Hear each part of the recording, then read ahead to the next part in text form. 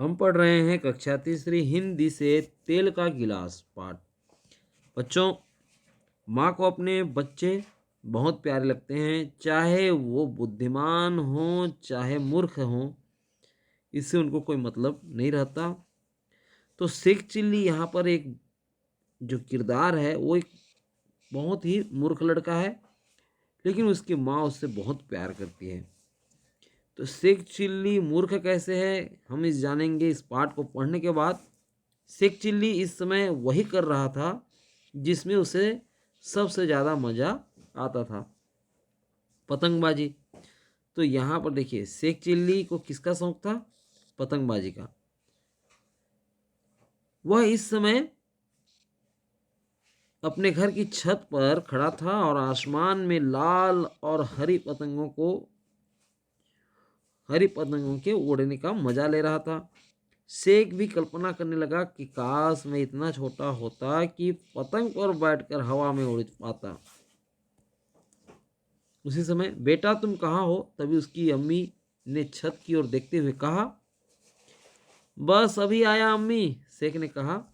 और अम्मी की आवाज से उसे दुख तो हुआ, लेकिन उसने अपनी उड़ती पतंग को जमीन पर उतारा और फिर दौड़ता हुआ नीचे गया। शेख अपनी माँ का इकलौता बेटा था और पति की मौत के बाद शेख ही उसका एकमात्र सहारा था, इसलिए अम्मी शेख को बहुत प्यार करती थी। बेटा झट से इसमें 2 रुपये का सरसों का तेल ले आ, उन्होंने कहा, और 2 रुपये का नोट के साथ साथ शेख को एक गिलास भी थमा दिया। तेल जरा सावधानी से लाना और जल्दी वापस आना, रास्ते में सपने नहीं देखने लग जाना। तुम मेरी बात सुन रहे हो ना? ये बार बार समझाती है। कहीं इसकी माँ को भी शक था कि शेख जो है कहीं मेरी बात को ठीक से सुनता नहीं, इसलिए कुछ न कुछ गड़बड़ कर ही देता है। लेकिन शेख क्या कहा? हाँ मम्मी, शेख ने कहा, आप बिल्कुल फिक्र न करें। जब आप फिक्र करती हैं तब आप कम सुंदर लगती हैं। ऐसा उसने प्रशंसा किया उसकी, शेख ने, अपनी अम्मी की। तो अच्छा, अब चापलूसी बंद करो, फटाफट बाजार से तेल लेकर के आओ। अब शेख दौड़ता हुआ बाजार गया, और वैसे वह आराम से बाजार जाता, परंतु उसकी अम्मी ने उसे झटपट जाने को कहा था, इसलिए वो दौड़ रहा था। लाला जी, अम्मी को 2 रुपये का सरसों का तेल चाहिए, उसने दुकानदार लाला बेनीराम से कहा। तो उसके बाद उसने दुकानदार को गिलास और रुपये थमा दिए। अब दुकानदार ने बड़े पीपे में से 2 रुपये का सरसों का तेल नापा और फिर वह उसे गिलास में उड़ने लगा। गिलास जल्दी से पूरा भर गया। तो भाई, इस गिलास में तो बस 1.5 रुपये का ही तेल आएगा, उसने शेख से कहा। मैं बाकी तेल का क्या करूं? क्या तुम्हारे पास और कोई बर्तन है, या फिर मैं तुम्हें 8 आने वापस लौटा दूं? तो शेख दुविधा में पड़ गया। उसकी अम्मी ने तो उसे न तो दूसरा गिलास दिया था और न ही पैसे वापस लाने के लिए कहा था। अब वह क्या करे? तभी उसे एक तरकीब समझ में आई। गिलास में नीचे एक गड्ढा या छोटी सी कटोरी जैसी जगह थी, तो बाकी तेल उसमें आसानी से समा जाएगा, ऐसा उसने सोचा। और उसने खुशी खुशी तेल से भरे गिलास को उल्टा किया।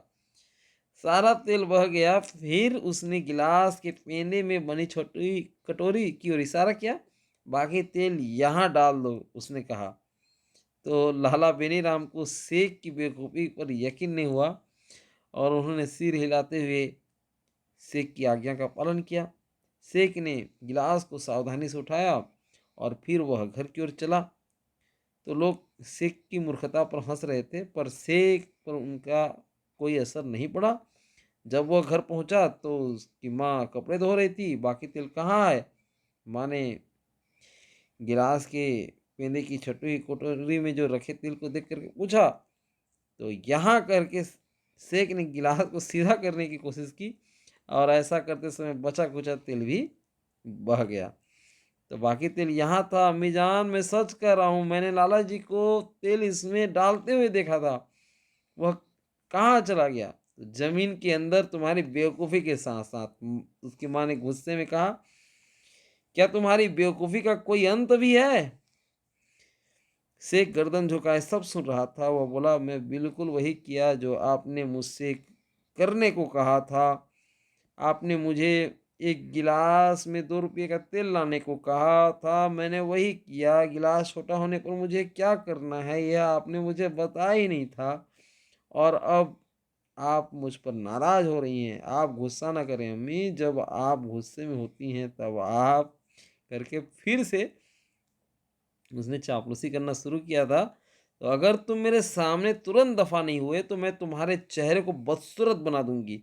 अम्मी ने पास पड़ी झाड़ू उठाते हुए कहा, और तुम्हारी बेवकूफ़ियाँ कब तक सहन करती रहूँगी करके ये निराश हो जाती है। शेख ने अपनी पतंग लपक कर ली और छत पर चढ़ गया। माँ दुखी होकर दोबारा कपड़े धोने में लग गई।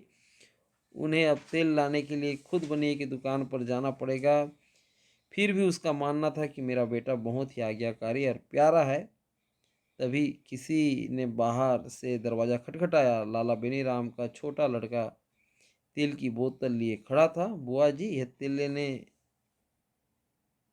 आया हूँ। और उसने कहा। जब शेख भैया ने तेल से भरी गिलास को उल्टा तो किस्मत से तेल वापस पीपे में जा गिरा। भैया कहाँ है? उन्होंने मुझे पतंग उड़ाना सिखाने का वादा किया था। वह ऊपर है। बेटा तुम छत पर चले जाओ। और शेख की माँ ने जो है तेल ले लिया और उस छोटे से लड़के के गाल को थपथपाया। फिर वह मुस्कुराती हुई दोबारा अपने काम पर जुट गई। तो ये था शेख, इसकी बेवकूफ़ी, है ना। तो यहाँ पर इस पाठ का नाम क्या है? क्या है? तेल का गिलास। तो किस प्रकार से यहाँ पर शेख चिल्ली की एक कहानी आपको पढ़ने को मौका मिला। तो आपको बहुत अच्छा लगा होगा, आपको मज़ा भी आया होगा शेख की बेवकूफ़ी पर। तो इसी तरीके से हम प्यारे प्यारे पाठ लेकर के आते रहेंगे। तो ठीक है बच्चों, हम मिलते हैं एक दूसरे पाठ में।